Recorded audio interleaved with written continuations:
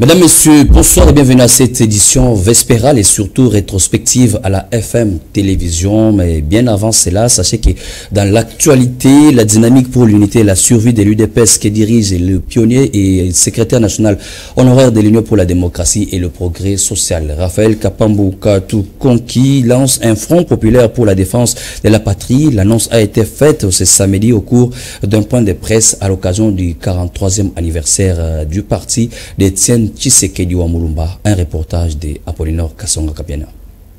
Au cours de ces face-à-face avec les chevaliers de la plume et des micros, Raphaël Kapambou, président de la dynamique pour l'unité et la survie de l'UDPS, a éclairé les lanternes de l'opinion sur les soutiens aux efforts du président de la République par la conscientisation et la sensibilisation de la base de l'UDPS à participer à l'effort de guerre en cotisant un minimum de 1000 francs par personne. La dynamique va mettre la mise en place d'un front populaire pour la défense de la patrie, en sigle FPDP, afin de conscientiser et de mobiliser notre peuple à comprendre les tenants et les aboutissants de cette guerre et à bien accompagner et à soutenir les FARDC et le Wazalendo. S'agissant de la création du Front populaire pour la défense de la patrie, Raphaël Kapambou a signifié que la dynamique prendra contact avec les leaders d'opinion et politique connus pour leur esprit patriotique et leur sens élevé de devoir afin de soutenir les FARDC et les Wazalendo. Nous allons gagner cette guerre-là. Et les Rwandais vont rentrer d'où ils sont venus. Notez-le aujourd'hui ce que je vous dis là. Cette terre appartient aux Congolais et ils ont été légués par l'Éternel Dieu des armées. À la question de la presse sur les dialogues amorcés par la CENCO et l'SCC, le président de la dynamique pour l'unité et la survie de l'UDPS n'est pas passé par les dos de la cuillère. Pour lui, les responsables de ces confessions religieuses sont des traîtres. Ce sont des personnes qui ont longtemps combattu ces régimes, a-t-il conclu. Par la même occasion, il a appelé tous les combattants à l'unité par la relance de ce livre. Restons encore dans les murs de la CNDH pour vous dire qu'il y a eu clôture le 14 février de la réunion nationale pour le projet Solutions pour soutenir la santé des adolescents et la protection des droits initié par le réseau des institutions nationales africaines des droits de l'homme en collaboration avec la Commission nationale des droits de l'homme et quelques organisations de défense des droits de l'homme. C'est le président de la CNDH, Paul Sapou, qui a clôturé officiellement ces assises.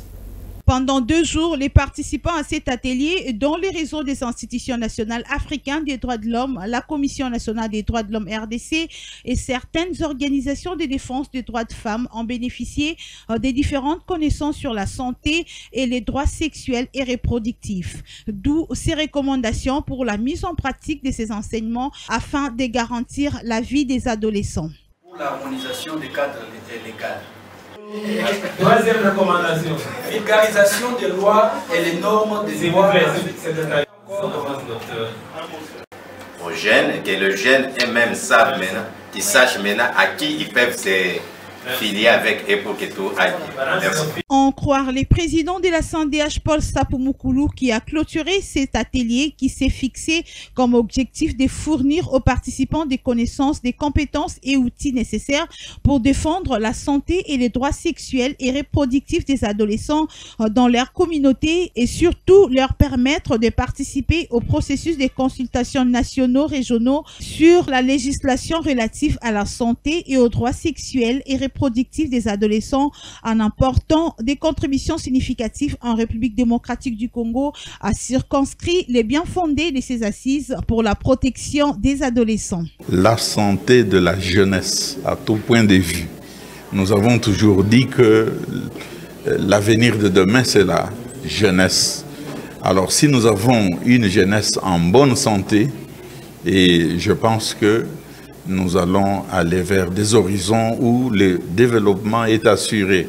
Mais si nous avons une jeunesse malade à cause de l'ignorance, des exigences de cette santé, de jeunes, la santé reproductive, la santé, si vous voulez, à tous égards, dans ce qu'il y a comme sexualité dans cette jeunesse, nous pensons que nous allons rater cette jeunesse. Et donc, c'est pour moi, en tant que président de la CNDH, un réel plaisir d'avoir participé, à travers les agents et cadres de la CNDH, participer à cette rencontre importante. Ces assises organisées par la RINADH a fermé ses portes ce vendredi. Sachez que cette structure RINADH est une organisation régionale qui regroupe 47 institutions nationales des droits de l'homme en Afrique. Toujours au cours de cette même semaine, une délégation de représentants légaux de la GRED, conduite par le président de cette confession religieuse, Mfumuki Nzomba Nekongo, a été reçue par le président de la fondation Maloua, Maître Billy Cléophas Maloua. Les deux parties ont échangé sur l'implication des chefs Bangunza dans la recherche de la paix et la stabilité de la République démocratique du Congo. En prévision de la grande manifestation prévue dans les tout prochains jours, ces représentants légaux des églises, membres de la confession religieuse des églises autochtones traditionnelles Bangunza PVA Longo, ont jugé opportun de venir au siège de la Fondation Maloua. En face du président de la Fondation Maloua, Maître Maloua Billy Cléophas, ces représentants légaux de la Créatébem ont manifesté leur détermination de se battre pour la République démocratique du Congo. Ezali comité provincial ito commission ya bandeko Bangunza bayo ba telemi pona koloba noko oser dire non na ba injustice oyo ezali ko salema na katikati na mabele na biso ezomona na kati na mboka na biso na ngongo tozali na ngongo tozomona imeri ya mboka na biso ezali malamu te. Les Bangunza se sont dit non yambala oyo to se décider na boete ya ko telema to ya na fondation na boete solo ko bongisa comité soit commission ya organisation oyo Bangunza ko bongama ko préparer ba grand événement pe ba grande action oyo Bangunza faut ba banda ko sala pona ko luka lisungi ya mabele na biso pona ko protéger mboka na biso Congo pe na peuple na biso mobimba pe ko protéger mokambi ya ekolo ki Félix Antoine Tshisekedi Tshilombo oyo na boete solo situation ya mboka na biso na boete solo ezali lisusu malamu te. C'est la raison pour laquelle les Bangunza se sont décidés na boete dorénavant ya kozwa makambo na maboko poete to mekempe kosunga mabele na biso. Pourquoi tozomona makambo ezosalema na kati na mabele na biso ba mort makambo ebelebele ba guerre makambo ya mutu na mutinde. Maintenant cette fois-ci Bangunza to se décider dans tous les plans, que ça soit diplomatique, que ça soit sur le plan spirituel, physique. En leur casquette des chefs des terres, ces Bangunza sont déterminés à ne pas baisser les bras afin de porter haut l'étendard de la République démocratique du Congo. Il s'est de signaler que la Fondation Maloua, en partenariat avec la confession religieuse des églises autochtones traditionnelles Bangunza PVA Longo, prévoit une grande manifestation afin de montrer sur la face du monde que ces chefs des terres sont déterminés à mettre hors du territoire de la RDC l'ennemi, particulièrement les rebelles du M23.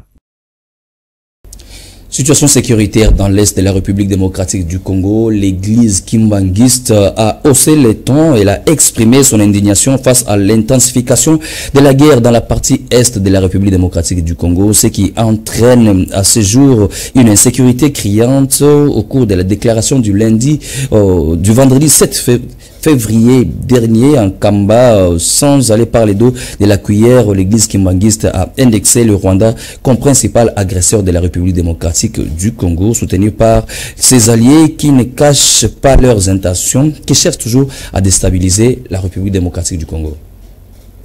C'est avec un ton ferme que l'église kimbanguiste a rappelé à l'opinion tant nationale qu'internationale les sacrifices ultimes consentis par son fondateur, Papa Simo Kimbangu, pour instaurer la paix et les progrès en République démocratique du Congo. Sans avoir foi aux yeux, l'église kimbanguiste a indexé le Rwanda comme principal agresseur de la République démocratique du Congo avec ses supplétifs du M23 qui ont causé la dégradation de la situation sécuritaire dans la partie est de la République démocratique du Congo. Touché par l'aggravation de la situation sécuritaire qui demeure préoccupante, l'église kimbanguiste n'a pas cessé d'intercéder pour la paix en RDC depuis le lancement de la nouvelle agression et compatit en ces mots. Exprime sa compassion tout émis pour les souffrances de tout le peuple congolais principalement les populations meurtries de l'Est de la République démocratique du Congo, plus particulièrement dans les provinces du Nord Kivu, Sud Kivu, de l'Ituri et ailleurs, qui subissent dans leur chair les affres de la guerre, tenant compte du fait que des êtres humains créés à l'image et à la ressemblance de Dieu sont massacrés. Depuis la Terre Sainte Kamba, Nouvelle-Jérusalem, l'église kimbangiste a réaffirmé son attachement au président de la République et soutien total aux forces armées de la République démocratique du Congo et patriote Wazalendo pour la défense de la patrie. Exprime son soutien indéfectible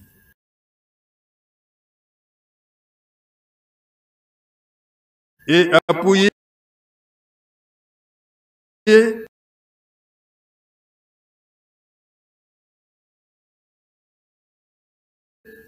à l'endroit de son Excellence Félix Antoine Tshisekedi Tshilombo, président de la République, chef de l'État, garant de la nation et commandant suprême des forces armées, pour tous les efforts qu'il déploie en vue de la restauration de l'intégrité territoriale et de la paix en République démocratique du Congo, dans la sous-région du bassin Congo-Océan et en Afrique. Soutient les vaillants soldats des forces armées de la République démocratique du Congo, ainsi que le patriote Wazalendo, qui défendent la patrie avec abnégation, persévérance et courage. L'église kimbangiste a terminé sa déclaration en témoignant son attachement au principe de respect de l'autorité étatique établie depuis 1921, dénonce et condamne avec la dernière énergie toutes les personnes qui cherchent à déstabiliser l'église kimbangiste par des manipulations malveillantes tendant à l'opposer aux institutions de l'État et en particulier au chef de l'État, Félix Tshisekedi Tshilombo. Et revenons pour parler encore de la situation sécuritaire, recherche de la paix en RDC, précisément dans sa partie Est. L'ASBL Grand Massina propose une rencontre sous l'égide de la communauté internationale avec comme membres les 14 pays participants à la conférence de Berlin de 1885 pour que les Congolais qui vont pour la première fois participer puissent ouvrir la voie à une paix durable en RDC. C'était au cours d'une déclaration lue par Diento Bouloki, coordonnateur de l'ASBL Grand Massina et auteur du livre La raison d'espérer à un avenir meilleur pour la République démocratique du Congo. La voix du peuple, les tons de la Tchangou. Écoutez-nous. En ces moments aussi pénibles que dangereux, que traverse notre nation une fois de plus, l'arrogance, la vengeance politique doivent céder leur place à l'amour de la patrie. Considérant toutes les démarches de la communauté internationale, en l'occurrence les réunions du Conseil de sécurité des Nations Unies, des organisations sous-régionales, notamment l'EAC et la SADC, des structures nationales à l'instar de la CENCO et l'ECC, tenant compte des déclarations des acteurs politiques de l'opposition, de la résistance, de l'Union sacrée, de l'AFC M23 soutenu par le Rwanda, aussi de la société civile, nous, filles et fils de la Tchangou à Kinshasa, à travers Grand Massina ASBEL, sommes dans l'obligation d'apporter notre contribution dans la recherche d'une solution efficiente pour que la paix règne sur notre territoire national.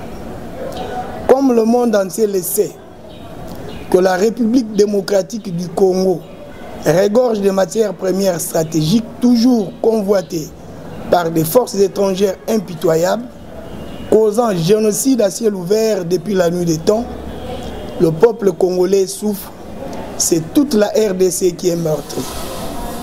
Eu égard à ces situations récurrentes de douleurs, des pillages de nos ressources, des malentendus politiques avérés, des agressions et incursions étrangères, proposons qu'une rencontre soit vite organisée sous l'égide d'une communauté internationale constituée spécialement et uniquement des 14 pays participants de la conférence de Berlin en 1885 pour que cette fois-ci, autour de cette table, les Congolais absents autrefois soient présents afin d'ouvrir la voie à la paix durable en RDC.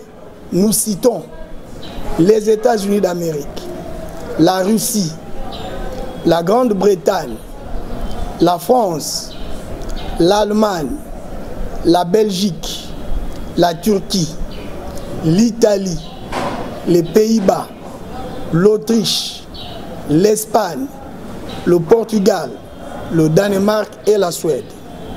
Une rencontre où les animateurs de nos institutions, les acteurs politiques et sociaux clés, dans un cadre très restreint, devront réfléchir et produire un acte de déclaration commune de conscience nationale, garantissant la paix sociale à l'intérieur du pays et la paix dans la sous-région.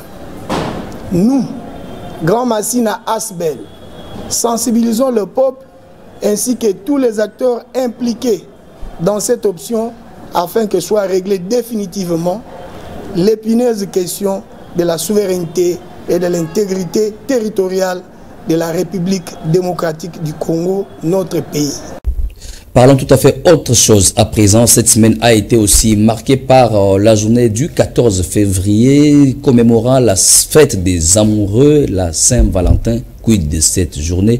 Tentative de cette réponse à travers ce reportage qui a été réalisé comme un document de la part de notre rédaction, signature Grasco. L'histoire raconte que Valentin était un prêtre qui célébrait en secret des mariages d'amour au IIIe siècle sous le règne de l'empereur Claude. Lorsque ce dernier l'apprit, il jeta Valentin en prison. C'est emprisonné que Valentin tomba amoureux de l'aveugle fille de son geôlier et lui rendit la vue. Avant d'être décapité, il lui adressa une lettre signée Ton Valentin. À la chute de l'Empire romain, Valentin fut canonisé en l'honneur de son sacrifice d'amour pour devenir ainsi Saint Valentin, patron de tous les amoureux, fêté le 14 février, symbolisé par l'envoi de messages d'amour qui s'est développé au fil du temps et les gens ont commencé à envoyer des cartes spéciales exprimant leur affection.